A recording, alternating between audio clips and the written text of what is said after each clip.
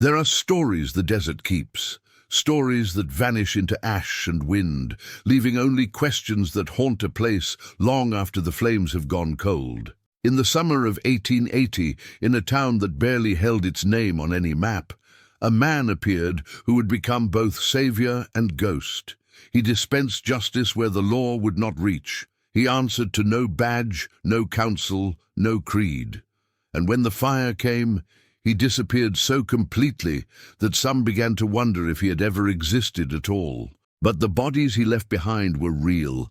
The debts he settled were real, and the silence that followed his vanishing was the heaviest thing the town had ever carried. Something about that night never made sense. The way the flames moved, the way no one saw him leave, the way his name, spoken aloud in the months that followed, seemed to draw the light from rooms.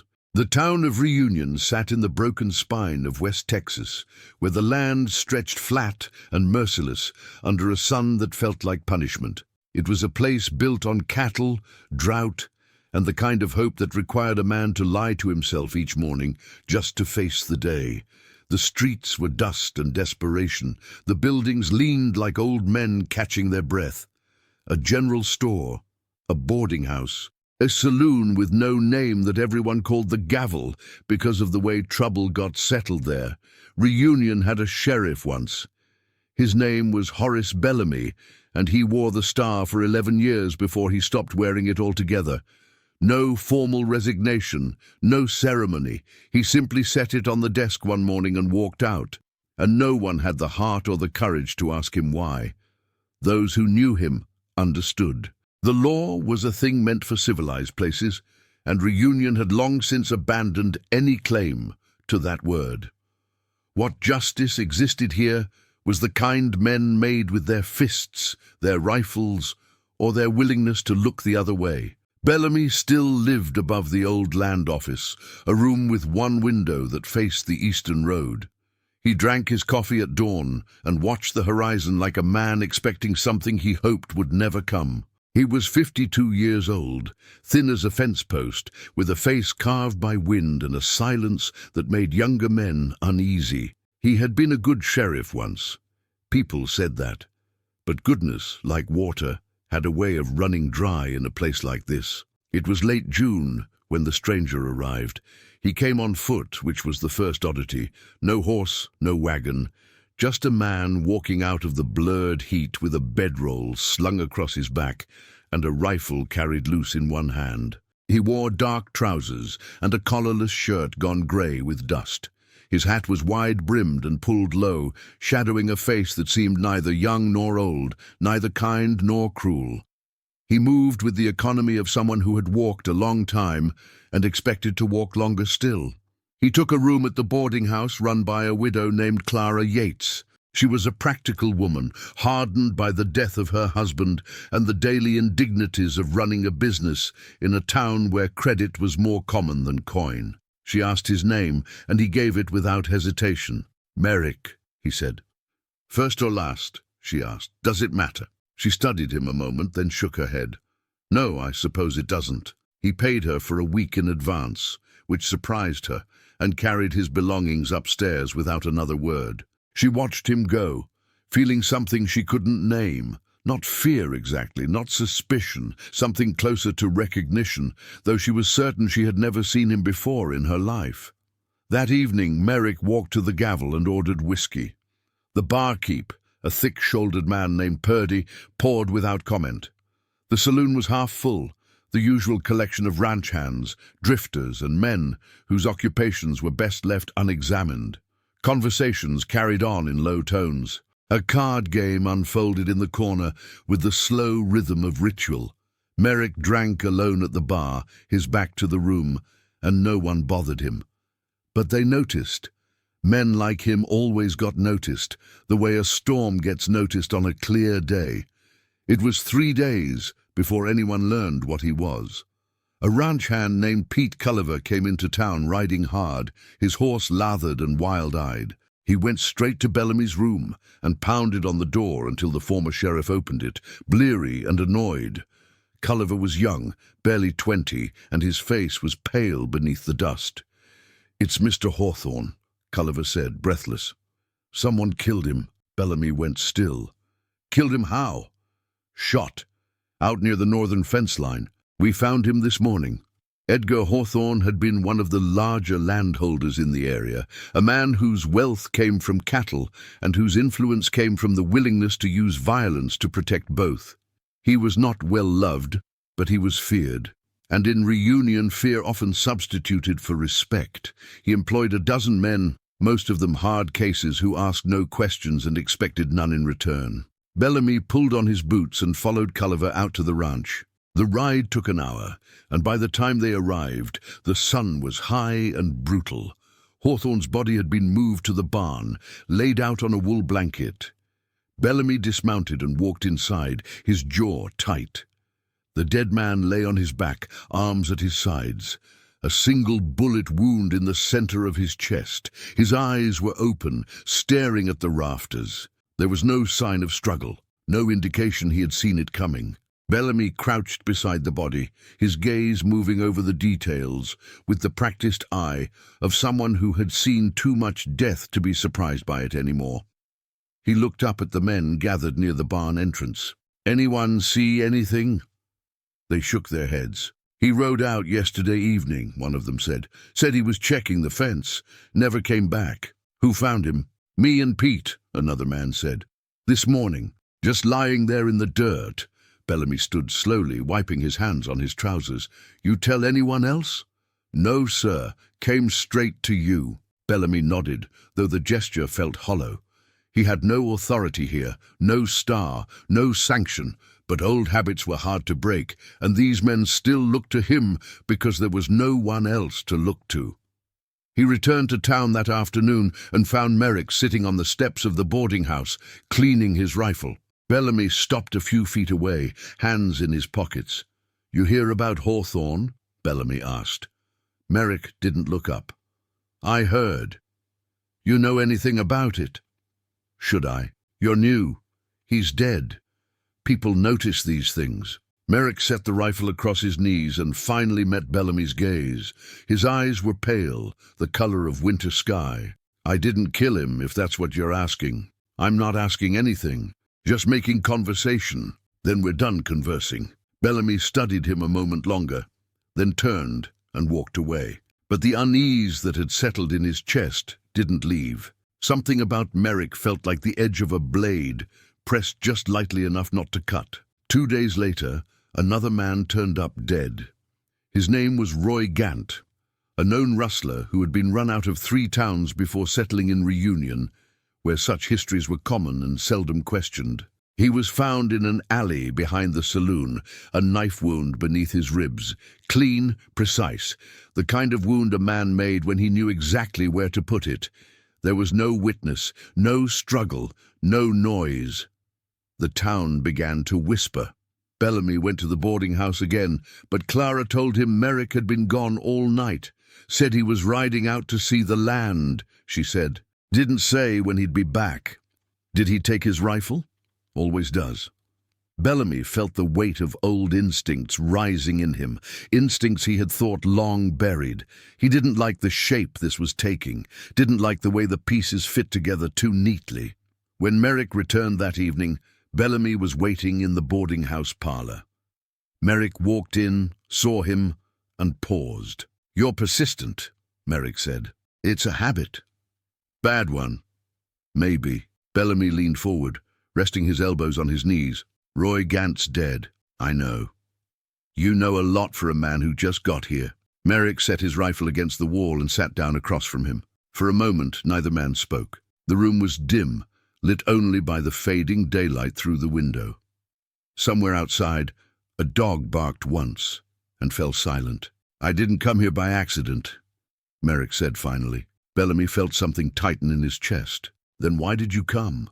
"Because men like Hawthorne and Gant needed killing, and because no one else was going to do it." The words hung in the air between them, heavy and undeniable. Bellamy stared at him, searching for something. Regret, hesitation, doubt. He found none. "You're telling me you're a killer," Bellamy said. "I'm telling you I do what needs doing." "That's not the law." "No," Merrick said quietly. "It's not." Bellamy stood, his hands trembling with something that might have been anger or might have been something else entirely. "You can't just decide who lives and dies. Someone has to." "Not you." "Then who?" Merrick's voice was calm, almost gentle. "You? You gave up your star. This town gave up asking for help. So I came, and I'll keep coming to places like this until the work is done."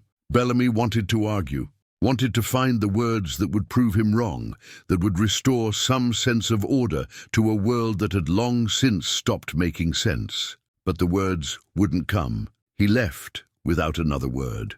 Over the following weeks, 3 more men died, all of them known, all of them guilty of things the law had never touched.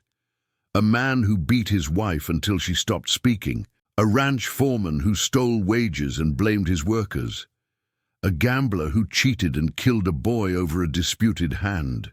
Each death was quiet, efficient, and each time Merrick was somewhere else, or so it seemed. But the town knew. They didn't speak it aloud, but they knew. And something strange began to happen. People started coming to him. A woman whose brother had been murdered by a man still walking free. A farmer whose land had been stolen by a banker with forged papers. A father whose daughter had been taken and never returned. They came to the boarding house at night, slipping through the shadows, and they spoke to Merrick in low voices, telling him things they had never told anyone. He listened. He asked no payment. He made no promises. But the men they named began to disappear. Bellamy watched it all from his window, his coffee going cold in his hands. He didn't know what to do. Didn't know if there was anything to be done.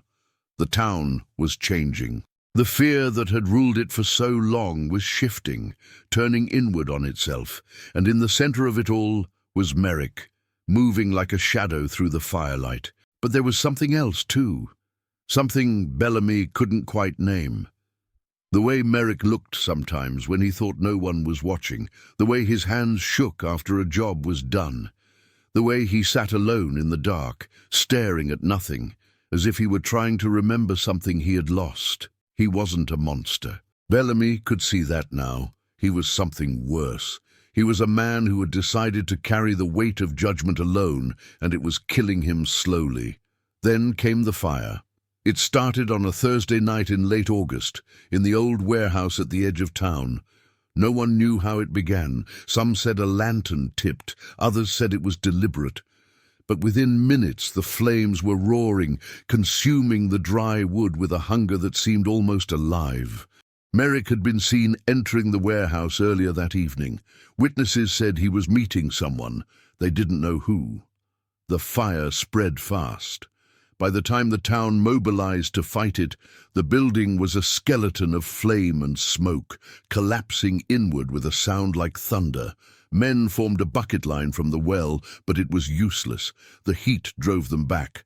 When the flames finally died, hours later, there was nothing left but ash and twisted metal. They searched the ruins at first light. They found 2 bodies, burned beyond recognition, but they didn't find Merrick. His room at the boarding house was empty. His rifle was gone. His bedroll, his belongings, everything, vanished. Clara stood in the doorway of the empty room, her arms folded across her chest. Bellamy stood beside her, staring at the bare walls. "You think he's dead?" she asked. Bellamy didn't answer, because he didn't know, and that not knowing would haunt him for the rest of his life. The town waited for answers that never came. Days turned to weeks, weeks turned to months, and slowly, Reunion returned to what it had always been, a place where justice was negotiated in alleys and silence, where the law was a word people remembered but no longer believed in. But sometimes, late at night, when the wind moved through the empty streets, people swore they saw a figure walking the far edge of town. A man in a wide-brimmed hat, carrying a rifle, moving through the darkness like smoke. And in the morning, there would be no trace of him at all. The absence of a body changed everything. In the days following the fire, Reunion existed in a state of suspended judgment. The two charred remains found in the warehouse ruins were identified through circumstantial evidence, a belt buckle, the remnants of boots, as belonging to Carson Lyle and his associate, a man known only as Dutch. Both had been enforcers for Edgar Hawthorne, survivors of their employer's demise who had continued their work under new management. Their deaths surprised no one. That they had died in a meeting with Merrick surprised everyone. But Merrick himself had simply disappeared. Bellamy spent 3 days searching. He rode out to the places Merrick had been seen, questioned everyone who had spoken to him, traced every path the man might have taken out of town. The desert offered nothing. No tracks that led anywhere meaningful, no abandoned camp, no horse found wandering. It was as if Merrick had walked into the fire and emerged as smoke, dispersing into the endless sky. Clara Yates cleaned his room a week after the fire. She found it exactly as he had left it. The bed made with military precision, the floor swept, the window closed. The only thing that struck her as odd was how little remained. No personal effects, no letters or photographs. No indication that a human being had occupied the space for nearly 3 months. She stood in the doorway for a long time, holding a broom she had no reason to use, feeling the peculiar emptiness that comes from erasing someone who had barely left a trace to begin with. The town divided itself without discussion into 3 unspoken camps. There were those who believed Merrick had died in the fire, his body consumed so completely that no trace remained. There were those who believed he had orchestrated his own disappearance, using the fire as cover to slip away into the territories where men could lose themselves for years. And there were those, fewer in number but no less certain, who believed he had never been real at all, that he was some collective hallucination born from the town's desperate need for justice. Bellamy belonged to the second camp, though he told no one. In September, a traveling merchant passing through claimed to have seen a man matching Merrick's description 2 days' ride to the west, walking alone through the scrubland. Bellamy rode out to investigate, found nothing, and returned 3 days later exhausted and silent. In October, a woman in the next county reported that a stranger had paid for her groceries and refused to give his name. The description was vague, tall, quiet, wearing a dark hat. It could have been anyone. Bellamy made the journey anyway. Each lead dissolved like morning frost. By November, the questions began to feel like ghosts themselves, haunting the edges of conversations. People stopped asking directly and started implying, "Have you heard anything? Any news from the Eastern Road? Did that drifter ever turn up?" The language became coded, cautious, as if speaking Merrick's name too plainly might summon something they weren't prepared to face. The families of the dead men, those Merrick had killed or was believed to have killed, responded in different ways. Some left town quietly, selling their property for less than it was worth and disappearing into the anonymity of larger cities. Others stayed and hardened, their grief calcifying into anger that had nowhere to go. A few sought revenge, though they had no target. They drank too much and spoke too loudly about what they would do if they ever found the man responsible. But their threats echoed in empty rooms. One such man was Coleman Hawthorne, Edgar's younger brother, who arrived from St. Louis in early autumn. He was a lawyer, well-dressed and articulate, and he carried himself with the confidence of someone accustomed to systems that actually worked. He met with Bellamy in the former sheriff's room, sitting stiffly on a wooden chair, as if afraid the poverty of the place might be contagious. "I want to hire you," Coleman said without preamble. Bellamy shook his head. "I'm not a sheriff anymore. I know what you are. I'm not asking you to arrest anyone. I'm asking you to find him." "I've been trying." "Try harder." Coleman leaned forward, his expression hardening. "My brother was not a saint, Mr. Bellamy. I'm aware of that. But he was my brother, and he deserves justice. This man, this Merrick, he doesn't get to decide who lives and who dies. He doesn't get to walk away." Bellamy met his gaze. "What if he's already dead?" "Then I want proof, a body, something tangible. I need to close this." Coleman's voice dropped, losing some of its professional edge. "I need to know it's over." Bellamy understood that need. It was the same thing keeping him awake at night, staring at the ceiling and replaying every conversation, every moment, searching for the detail he had missed. "I'll keep looking," Bellamy said finally. "But I can't promise you anything." Coleman reached into his jacket and produced an envelope thick with bills. He set it on the table between them. "That's half. Find him, and there's twice as much waiting." Bellamy didn't touch the money. After Coleman left, he sat staring at it for an hour before finally picking it up and placing it in a drawer. He told himself he would return it. He never did. Winter came hard that year. The cold settled into the bones of Reunion like an old injury, and the town contracted inward, conserving warmth and hope in equal measure. The boarding house had fewer guests, the saloon closed earlier, conversations grew shorter, as if words themselves had frozen in the dry air. Bellamy continued his search, but the trails grew colder with the season. He interviewed drifters and ranch hands, paid for information that led nowhere, followed rumors that dissolved under scrutiny. A man fitting Merrick's description had been seen in a town 3 counties north. Bellamy rode for 2 weeks through snow and wind, only to discover the man was a cattle buyer from Kansas with a wife and 4 children. Another report placed Merrick in the Southern Territories, working as a hired hand on a ranch near the border. Bellamy sent letters, received vague responses, and learned nothing conclusive. The limitations of investigation in that time and place pressed down on him like physical weight. There were no photographs of Merrick, no wanted posters, because no official charge had ever been filed. The descriptions Bellamy collected varied wildly: tall or medium height, young or middle-aged, dark-haired or fair. People remembered the hat, the rifle, the silence. But the man himself seemed to shift in memory, refusing to solidify into a single definable form. Telegraph lines connected some towns but not others. Messages took days or weeks to reach their destinations. Sheriffs in neighboring counties were overworked and understaffed, and most had their own concerns. When Bellamy inquired about strangers passing through, he received polite responses that amounted to nothing. Everyone was a stranger. The frontier was built on strangers. Spring arrived with dust storms that turned the sky red and coated everything in a fine, invasive grit. The town planted crops that would likely fail. Calves were born weak. A dry lightning strike started a brush fire that burned for 3 days before rain finally came.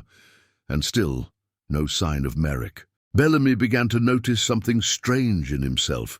He was dreaming about the man, not nightmares exactly, but vivid, unsettling sequences where he would find Merrick sitting in an empty room or walking ahead of him on an endless road, always just out of reach. In one dream, Merrick turned and spoke, but Bellamy could never remember the words when he woke. He mentioned this to no one.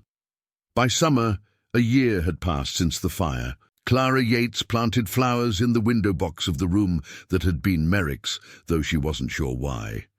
It felt too empty otherwise, she told Bellamy when he asked. The flowers died within a month. Coleman Hawthorne returned in July, thinner and angrier. The meeting was brief. Bellamy reported his findings, which was to say, his lack of findings. Coleman listened with barely concealed frustration, then stood to leave. At the door, he paused. "Do you think he's watching us?" Coleman asked. "What do you mean?" "I mean, do you think he's still out there somewhere close, watching to see what we do, waiting?" Bellamy considered the question. "I don't know, because that's what it feels like," Coleman said quietly. "Like he's just beyond sight. Like if I turned fast enough, I'd catch him standing there." He left without waiting for a response. The legend began to grow in the way legends do. Slowly at first, then with gathering momentum. The stories spread beyond Reunion, carried by travelers and traders who had heard fragments and embellished them according to their own needs. In some versions, Merrick became a hero, a righteous avenger who cleaned up a lawless town and vanished before anyone could thank him. In others, he was a demon, a figure of vengeance who killed without mercy and disappeared into the flames that spawned him.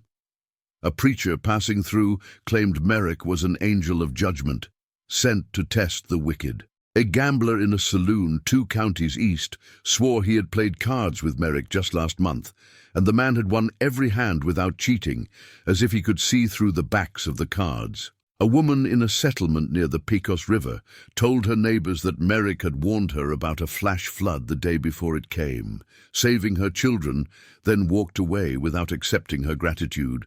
None of these stories could be verified. Most contradicted each other. But they spread nonetheless, filling the empty spaces where facts should have been. Bellamy collected these accounts with the diligence of a scholar, writing them down in a ledger he kept locked in his room. He didn't believe most of them, but he couldn't afford to dismiss them entirely because buried in exaggeration and fantasy there might be a seed of truth.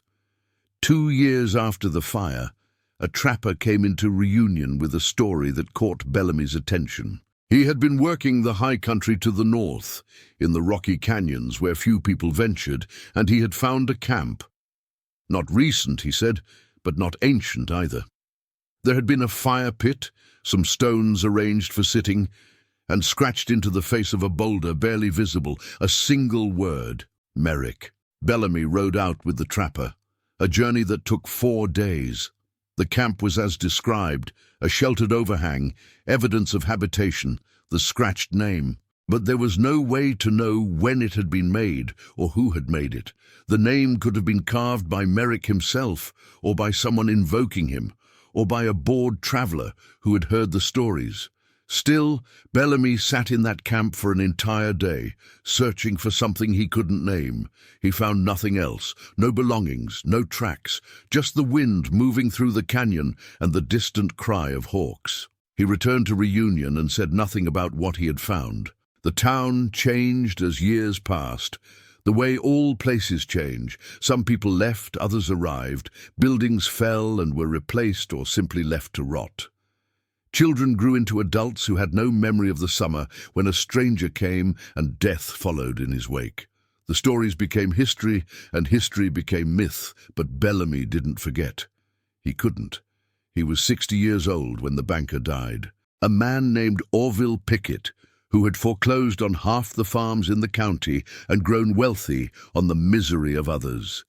He was found in his home, seated at his desk, dead of what the town's physician determined was heart failure.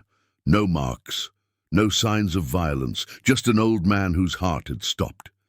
Except that on his desk, arranged neatly, were stacks of promissory notes and land deeds, documents he had kept as trophies of his conquests, all marked with a single line of ink crossing them out, rendering them void, and beside them, a single rifle cartridge. The same kind Merrick had carried. Bellamy stood in that study, staring at the cartridge, and felt something inside him shift. Fear, perhaps, or hope, or the terrible understanding that some things never truly end, they only wait. No one else seemed to notice the significance. The physician ruled it natural causes. Pickett's family buried him quickly and sold his estate. The documents were discovered during the inventory and honored, returning land to families who had thought it lost forever. But Bellamy took the cartridge. He carried it in his pocket for weeks, feeling its weight against his leg, wondering if he was losing his mind. 3 months later, Clara Yates brought him a letter. It had arrived with no return address, postmarked from a town Bellamy had never heard of, somewhere in the New Mexico territory. The envelope was addressed simply to the former sheriff, Reunion, Texas. Clara had opened it, thinking it might be official business, and found inside a single sheet of paper with a brief message written in neat, precise handwriting. Some debts take longer to settle. Some accounts remain open. Tell the ones who are still waiting that the work continues. Tell them not to give up. It was unsigned. Bellamy read it 3 times, his hands trembling. Clara watched him from across the table. "Is it him?" she asked. "I don't know, but it could be." Bellamy folded the letter carefully and placed it in his pocket beside the cartridge. "Yes," he said quietly. "It could be." That night, he took out his ledger and added a new entry. Not a sighting or a rumor, but a question that had been forming in his mind for years, growing clearer with each passing season. What if Merrick had never intended to vanish? What if the fire had been something else entirely, not an end, but a transformation? A way of shedding one identity and assuming another, allowing him to continue the work without the burden of a name or a face. What if he was still out there, moving through the territories, dispensing the justice that law could not reach, always one step ahead, always just beyond sight? Bellamy closed the ledger and stared out the window at the dark street below. The town was quiet. The stars were cold and distant, and somewhere in the vast expanse of the frontier, a man, or the ghost of a man, was walking. He would keep searching, not because he expected to find answers, but because the search itself had become the only thing that made sense. Because some stories the desert keeps, and some stories it refuses to let die. Bellamy was 67 when the answer found him. It came not through investigation or pursuit, but through the slow accumulation of time, the way sediment settles in still water until the shape beneath becomes visible.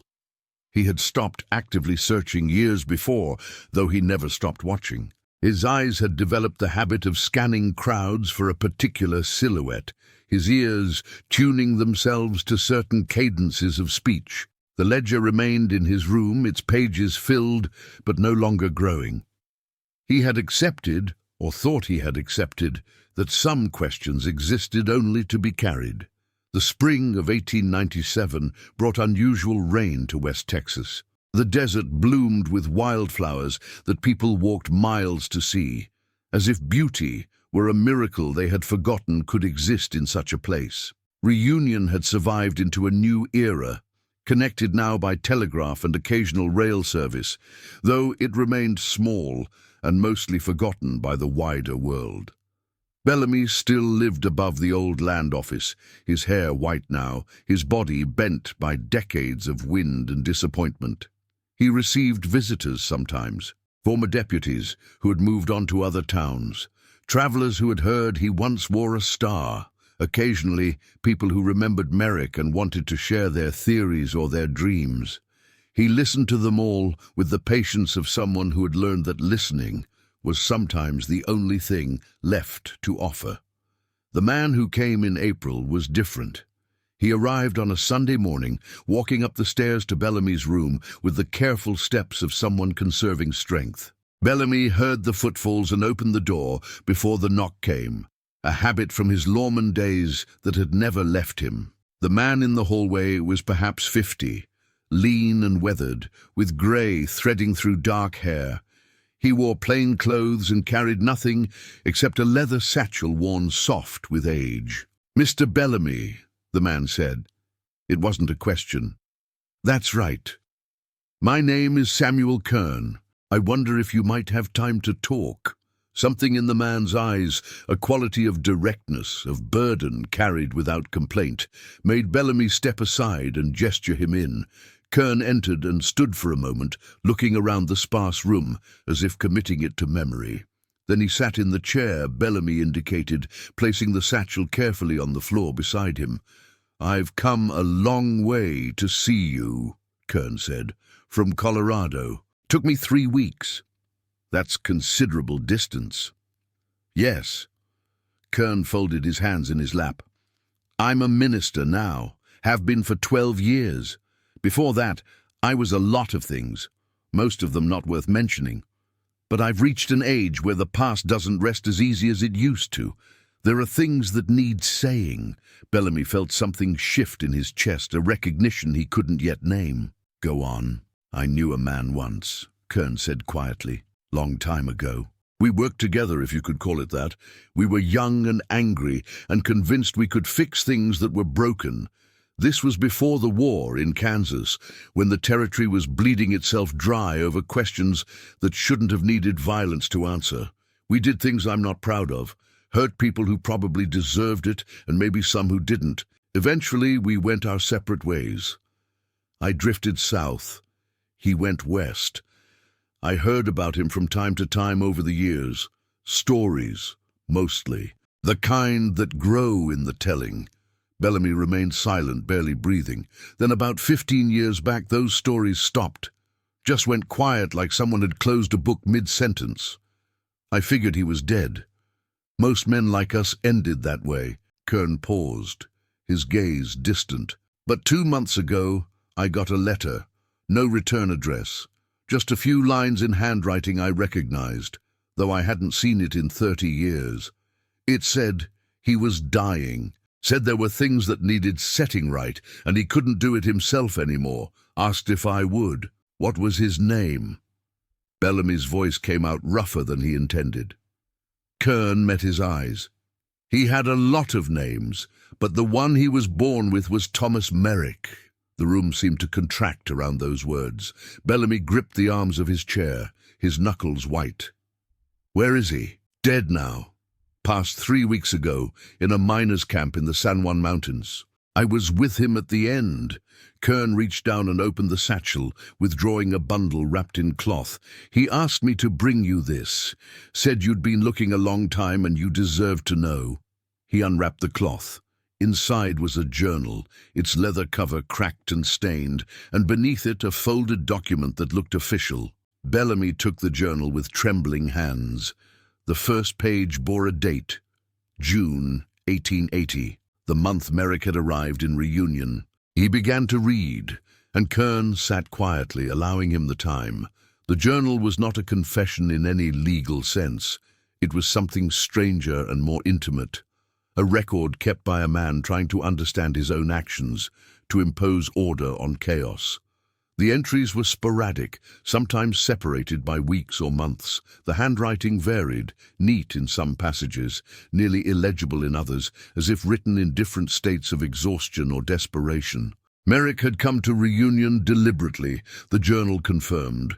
He had been tracking Edgar Hawthorne for 2 years, following a trail that connected Hawthorne to the murder of a family in Missouri, a family Merrick had known.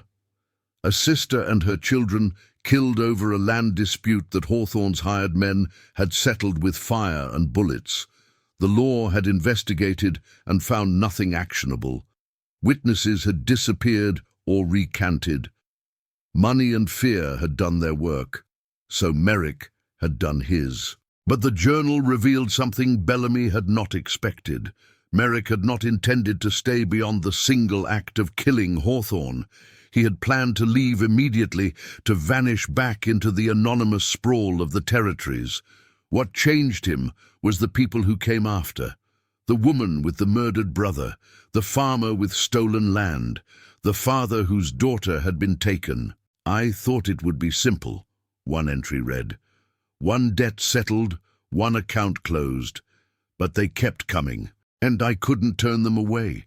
How do you tell someone whose child has been murdered that their pain doesn't matter, that justice is only for those who can afford lawyers and patience?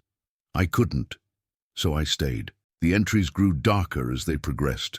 Merrick wrote about the weight of each killing, the way it accumulated like stones in a sack he couldn't put down. He wrote about seeing the faces of the dead in his sleep, both the guilty ones he had killed and the innocent ones he had failed to save.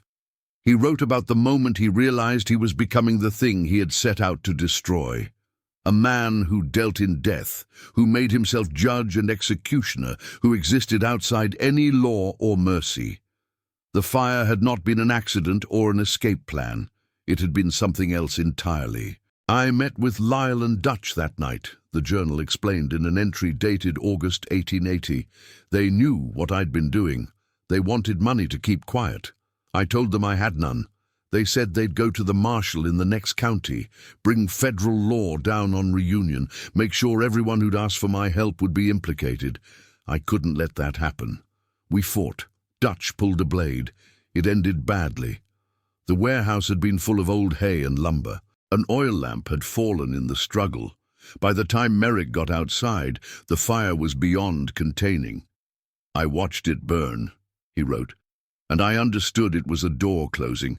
The man I had been couldn't exist anymore, couldn't keep doing this without destroying everyone around me, so I let him die in that fire, let the town believe I was gone, took a different name and moved north to places where no one knew my face.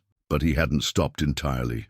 The journal documented years of careful, deliberate work, longer intervals, more investigation, an attempt to be certain before acting. He had learned to live with doubt, or at least to function despite it. The final entries were brief, written in a shaking hand. My body is failing. The work will outlive me because the need for it will never die, but I'm tired. Tired of carrying this alone. Tired of pretending I'm making a difference when all I'm doing is putting out fires while the world keeps burning. If anyone finds this, tell them I tried. Tell them it wasn't enough. Nothing ever is. Bellamy closed the journal and sat in silence. His eyes were wet, though he couldn't have said whether from grief or relief or the simple exhaustion of finally knowing. Kern gestured to the folded document. That's a deed. Merrick owned a small piece of land in Colorado, bought it years ago with money he saved. Not much, but there's a cabin on it. He left instructions for it to be sold and the money distributed. He made a list. Families in Reunion and other towns. People he felt he owed. He paused. Your name is on there too. I don't want his money. It's not about want. It's about him trying to settle accounts the only way he had left. Kern leaned forward. He talked about you, toward the end. Said you were a good man in a place that punished goodness. Said he hoped you'd found peace. Did he? Find peace? Kern considered the question. I don't know. He died quiet. That's all I can tell you. They sat together as the morning light moved across the floor. Outside, the town was waking, the sounds of daily life filtering through the window. Horses, voices, the creak of a wagon. Ordinary sounds in an ordinary place where extraordinary things had once happened. What will you do with the journal? Kern asked finally. Bellamy looked down at it, the weight of it in his hands, both physical and otherwise. I don't know yet. He wanted you to have it. Said if anyone would understand, it would be you. I'm not sure I do understand. Maybe that's not the point. Kern stood slowly, his joints stiff from the long journey. Maybe the point is just bearing witness, remembering that he was real, that what he did mattered to someone, even if it was just him. After Kern left, Bellamy sat alone with the journal until the sun reached its peak and began its descent. He read passages again, tracing the arc of a life that had intersected briefly with his own and left marks that had never faded. He thought about justice and vengeance, about the difference between them and whether such a difference truly existed. He thought about all the men he had arrested over the years and all the ones he had let walk away, and whether any of his decisions had been the right ones. That evening, he walked to the boarding house. Clara Yates was in the kitchen preparing supper. She looked up when he entered, and something in his face made her set down her knife. You found him, she said, in a manner of speaking. He told her everything Kern had told him, watching her face as she absorbed it. When he finished, she was quiet for a long time, staring out the window at the street where Merrick had once walked. I always thought he was still out there, she said finally. Not here, but somewhere. It's strange to know he's not. Yes. Will you tell people, the ones who are still here? Bellamy had been asking himself the same question. Some of them. The ones who need to know. Over the following weeks, he did exactly that. He visited the families who had come to Merrick for help, the ones still living in Reunion or nearby. He told them carefully, with the economy of words that respect demands. Most received the news with quiet nods, as if they had always known how the story would end. A few wept. One elderly woman took his hand and said simply, "Thank you for telling me. I can rest now." Coleman Hawthorne had died years earlier, his quest for revenge abandoned and then forgotten. But his widow still lived in St. Louis, and Bellamy wrote her a letter explaining what he had learned. She never replied. The money from the land sale was distributed as Merrick had requested. Bellamy used his portion to repair the church, which had been damaged in a storm and stood unattended for lack of funds. He told no one where the money came from, the journal he kept.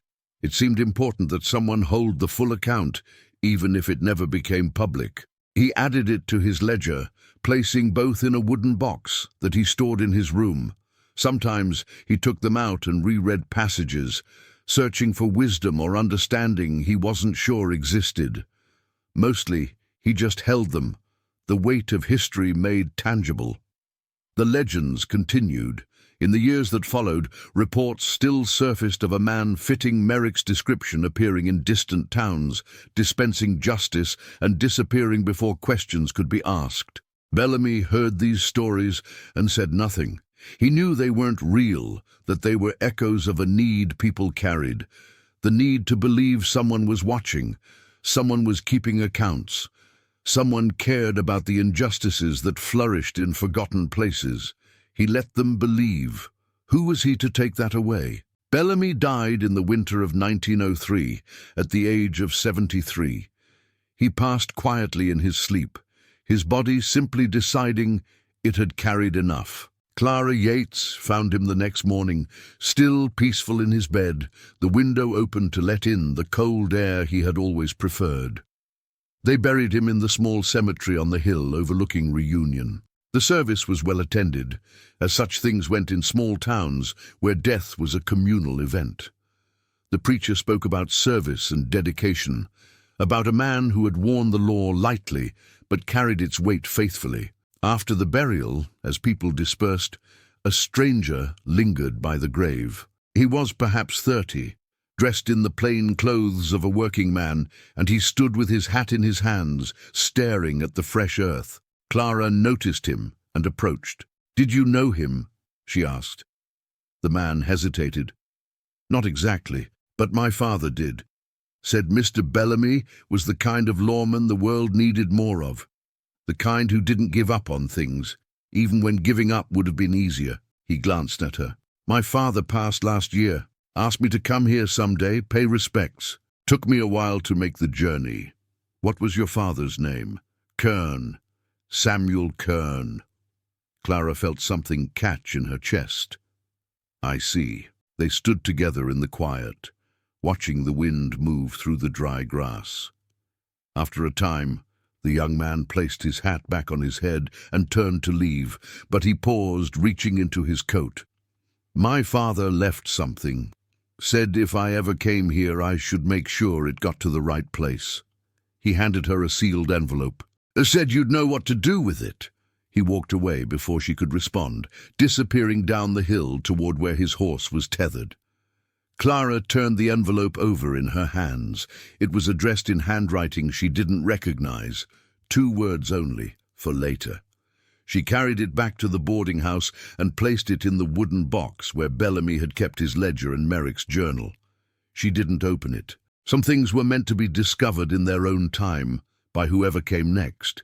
The town of Reunion lasted another 2 decades before the railroad changed routes and commerce followed. Buildings were abandoned, people moved away, and the desert reclaimed what it had briefly allowed humans to borrow. By 1925, nothing remained but foundations and the cemetery on the hill, where wind-worn stones marked the passage of people who had tried to build something in a place that resisted permanence. But stories are different. Stories don't need buildings or roads. They carry themselves, passed from voice to voice, changing slightly with each telling but retaining their essential shape. The story of the stranger who came to Reunion in the summer of 1880, who dispensed justice where law would not reach, who vanished into fire and became legend, that story survived. It moved through the territories and beyond, finding new life in dime novels and campfire tales. Some versions were pure fantasy, others closer to truth than their tellers knew, but all of them carried the same weight, answered the same need. The belief that somewhere, somehow, someone was keeping watch, that the scales could be balanced, that the forgotten were not forgotten after all. And on certain nights, when the wind moves through the empty places where towns used to stand, people swear they can still feel it, the presence of someone walking the long roads, carrying the weight of judgment, searching for the next account to settle. Maybe it's memory, Maybe it's wishful thinking. Maybe it's the way history echoes in the bones of the land. Or maybe some debts really do take longer to settle, and the work continues long after the workers are dust, carried forward by those who refuse to let the world forget what justice looks like when systems fail and only conscience remains. The desert keeps its stories, and this one, like the man at its center, refuses to fully disappear. It lingers at the edges of things, waiting in the spaces between what is known and what can never be proven, a reminder that truth is sometimes less important than the need for truth, and that legends exist not because they are real, but because we need them to be. Somewhere in the fading light a figure walks, and whether he is ghost or memory, or simply the shape we give to hope, he carries forward the belief that someone, somewhere, is still keeping watch. The sun sets over empty land. The wind erases the day's tracks, and the story continues, as all the best stories do, in the telling and retelling, in the quiet faith that justice, however imperfect, however delayed, is still worth seeking. Even in the places where maps end and names are forgotten, and the only witnesses are the stones, especially there,